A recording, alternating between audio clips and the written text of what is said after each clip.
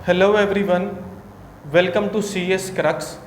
Next disk scheduling algorithm जो हम cover करने जा रहे हैं वो है C look disk scheduling algorithm.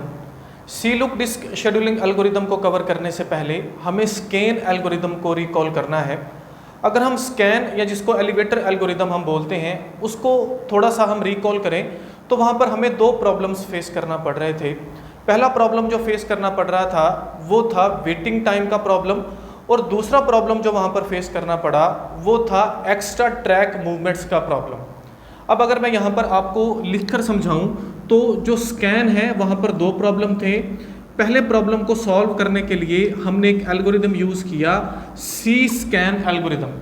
इसने क्या किया, इसने वेटिंग टाइम के प्रॉब्लम को सॉल्व किया। इसी तरह से जो दूसरा एल्गोरिदम हमने अब तक कवर किया जो कि है लुक एल्गोरिदम। अब लुक क्या कर रहा था, ये स्कैन के दूसरे प्रॉब्लम को सॉल्व कर रहा था जो था एक्स्ट्रा ट्रैक मूवमेंट का प्रॉब्लम। अब जो सी लुक एल्गोरिदम है ये क्या करता है, ये इन दोनों का कॉम्बिनेशन है, या आप बोल सकते हो स्कैन में जो दोनों प्रॉब्लम्स हमें फेस करना पड़ी ये उन दोनों प्रॉब्लम को सॉल्व करता है। या आप ऐसा बोल सकते हो कि जो वर्किंग ये दोनों अलग अलग कर रहे थे इन दोनों को मिलाकर ये एक ही काम करता है, C look disk scheduling algorithm. तो ये थोड़ा सा आइडिया आपको इससे हो गया होगा। हम इसके बेसिक आइडिया को समझने की कोशिश करते हैं, इसके कॉन्सेप्ट को समझने की कोशिश करते हैं with the problem, with the question. तो क्वेश्चन हमें दिया गया है, जब हम क्वेश्चन को सॉल्व करेंगे तो ऑटोमेटिकली जो पूरी कहानी है वो हमें समझ आ जाएगी। तो क्वेश्चन को समझते हैं। सबसे पहले नंबर पर हमें टोटल 200 ट्रैक्स गिवन है इस क्वेश्चन में 0 से 199 तक। दूसरे नंबर पर हमें रिक्वेस्ट क्यू गिवन है। यहाँ पर आप देख सकते हो बेसिकली रिक्वेस्ट क्यू क्या होती है, जब कोई प्रोसेस कोई इनपुट आउटपुट रिक्वेस्ट डालता है तो जो मेमोरी मैनेजमेंट यूनिट है वो उन सभी रिक्वेस्ट को मैप करता है और उनका एक क्यू जनरेट करता है। और यहाँ पर ये जो नंबर आपको नज़र आ रहे हैं 98, 183, 41, ये बेसिकली क्या हैं, ये ट्रैक नंबर्स हैं। फॉर एग्जाम्पल जो पहला प्रोसेस है वो बोलता है कि उसको 98 ट्रैक नंबर से कुछ डाटा रीड करना है, दूसरे प्रोसेस को 183 ट्रैक नंबर से कुछ डाटा रीड करना है, इसी तरह से सो ऑन। ये बेसिकली क्या है, हमारे पास रिक्वेस्ट हैं, इनपुट आउटपुट रिक्वेस्ट भी हम इसको बोलते हैं। उसके बाद जो सबसे इंपॉर्टेंट चीज़ है वो है current position of read write head, कि करंटली जो रीड राइट हेड है वो किस ट्रैक नंबर पर है, तो वो है 53 ट्रैक नंबर पर। और साथ में हमें मेंशन किया गया है कि वो मूव कर रहा है अपवर्ड। ठीक है, मतलब हमें अपवर्ड मूव करना है हमारे न्यूमेरिकल में।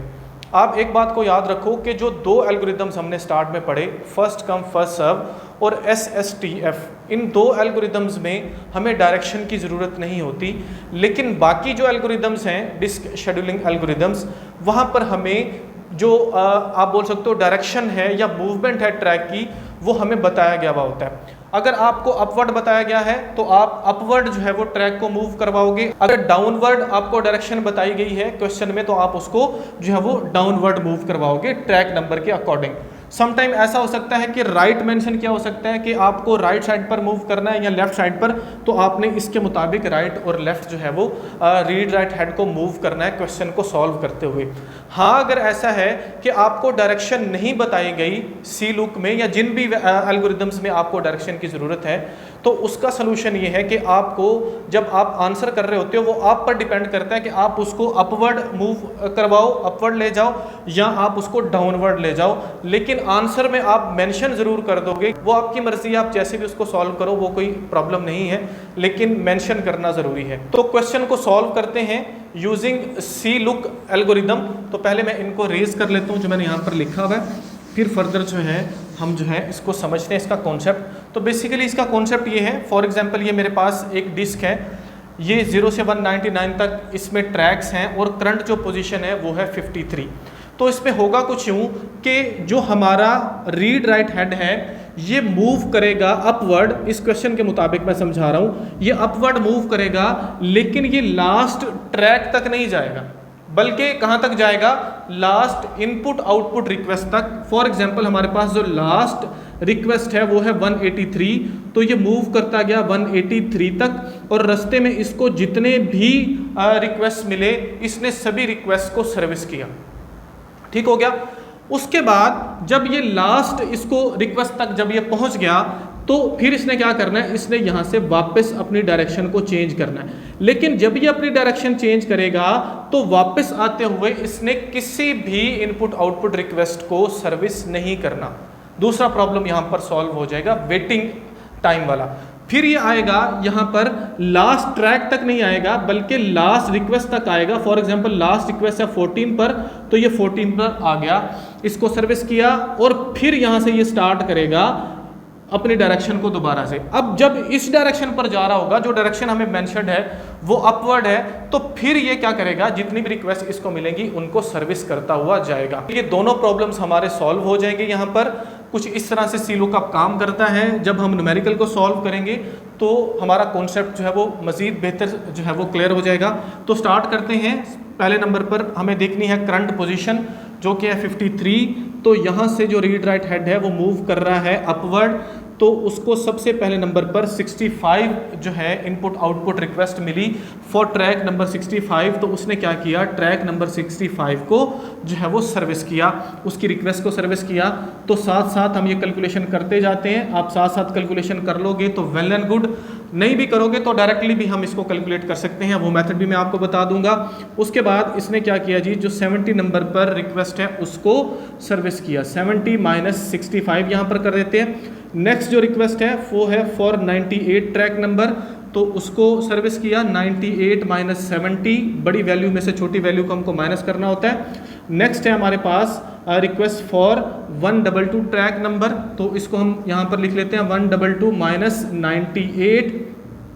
मूव करता जा रहा है read write head upward direction में, और जो भी रिक्वेस्ट उसको मिल रही हैं वो उनको सर्विस करता जा रहा है। Plus 124 minus 122।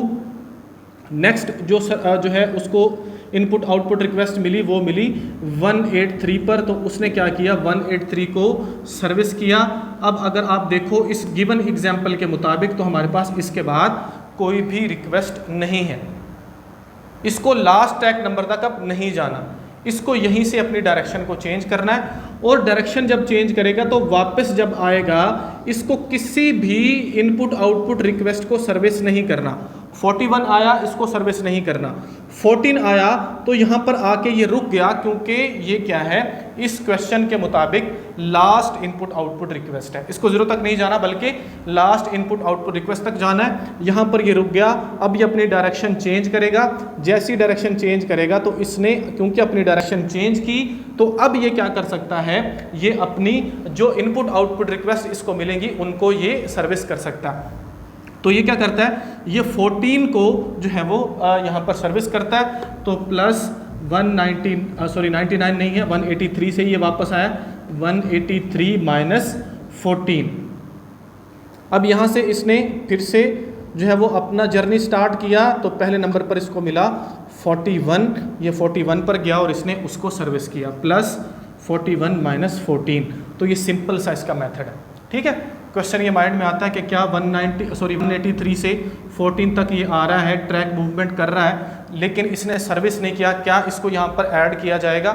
बिल्कुल ऐड किया जाएगा, क्योंकि ये मूवमेंट हो रही है इसकी ट्रैक की।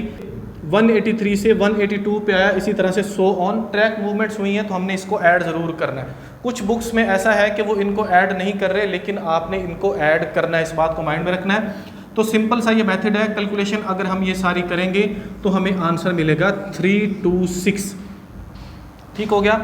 और उसके बाद आप डायरेक्टली किस तरह से इसको कैलकुलेट कर सकते हो, आप डायरेक्शन वाइज कर सकते हो। ये देखो आपको क्या करना है, पहली डायरेक्शन 183 माइनस 53 प्लस दूसरी डायरेक्शन 183 माइनस 14 प्लस तीसरी डायरेक्शन ये है हमारे पास 41 माइनस 14, तो हमारे पास आंसर वही आएगा 326। अब इसके फ़ायदे क्या हैं? अब इसके वो फ़ायदे हैं जो सी स्कैन के नुकसानात हैं। वहाँ पर हमारा जो टाइम था, वेटिंग टाइम, वो जो है वो हमारा ज़्यादा था, वो यहाँ पर ख़त्म हो गया, क्योंकि वापस ये खाली हाथ आ रहा है, इसने किसी को भी सर्विस नहीं किया। वहाँ पर कुछ एक्स्ट्रा ट्रैक मूवमेंट्स करनी पड़ रही थी, तो यहाँ पर ये जो एक्स्ट्रा ट्रैक मूवमेंट्स हैं ये ख़त्म कर दी, और सिर्फ लास्ट रिक्वेस्ट तक जो है वो रीड राइट हेड ने मूव किया, वहीं से ये वापस हो गया। सिंपल। ठीक है। लेकिन नुकसान क्या है, सी लुक और लुक का एक ही डिसएडवांटेज है, वो है कि यहाँ पर ओवरहेड जो है वो कुछ जनरेट होता है। वो किस तरह से, अगर ये जो हमारा रीड राइट हेड मूव कर रहा है यहाँ पर गया, तो वो ये देखेगा, वो चेक करेगा इस लिस्ट में कि क्या ये कोई लास्ट ट्रैक नंबर की रिक्वेस्ट तो नहीं। आगे गया, फिर इसने ये चेक किया कि क्या ये लास्ट ट्रैक नंबर की रिक्वेस्ट तो नहीं। अब जब ये बार बार इसको चेक करना पड़ रहा है, तो ऑटोमेटिकली इसको जो है वो इसका जो ओवरहेड है for checking the last track number या लास्ट इनपुट आउटपुट रिक्वेस्ट, वो बढ़ जाता है। ये इसका डिसएडवांटेज है, बाकी इसका जो है वो एडवांटेजेस हैं। होपफुली जो सी लुक का जो कॉन्सेप्ट है डिस्क शेड्यूलिंग एल्गोरिदम का, वो आपको समझ आया होगा। जितने भी एल्गोरिदम्स हमने अब तक कवर किए वो सारे आपको समझ आए होंगे। वीडियोस अगर आपके लिए हेल्पफुल हैं तो वीडियो को लाइक ज़रूर कीजिए, स्पेशली दूसरों के साथ शेयर ज़रूर कीजिए, चैनल को सब्सक्राइब ज़रूर कीजिए। Thank you so much.